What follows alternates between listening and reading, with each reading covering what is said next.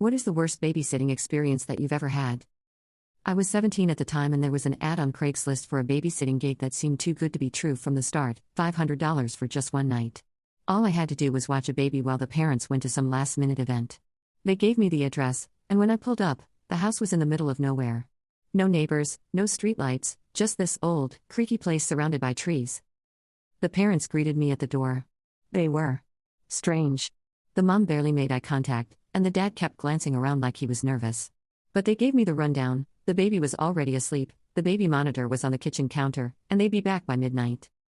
Easy enough, right? The night started out fine. I put on a show, scrolled through my phone, and kept an eye on the baby monitor. The camera showed the baby sleeping peacefully in the crib. Then, around 10 p.m., I started hearing these weird crackling sounds coming through the monitor. At first, I thought it was just interference, but then I heard it, whispering. Faint, garbled whispers. I turned the volume up, and it sounded like someone was talking in the baby's room. My heart started racing. I checked the camera feed, but the baby was still there, alone, fast asleep.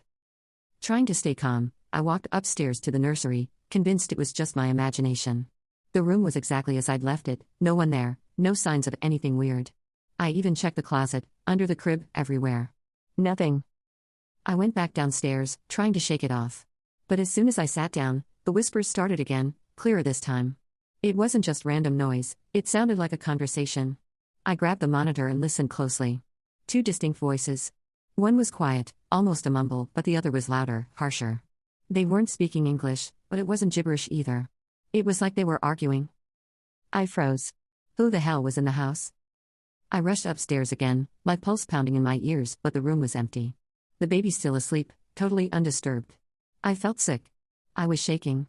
I grabbed my phone to call the parents, but there was no signal. I tried to call 911, nothing. That's when I noticed the baby monitor had gone completely silent. No static, no whispers, nothing. I stared at the screen, and slowly, the camera panned. It was moving, but I wasn't touching anything. Someone was adjusting it. And then, it turned, slowly, toward the closet. I didn't wait to see what would happen next.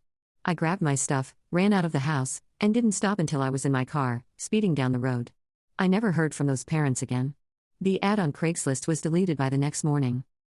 But sometimes, late at night, when I'm alone, I swear I can still hear those whispers.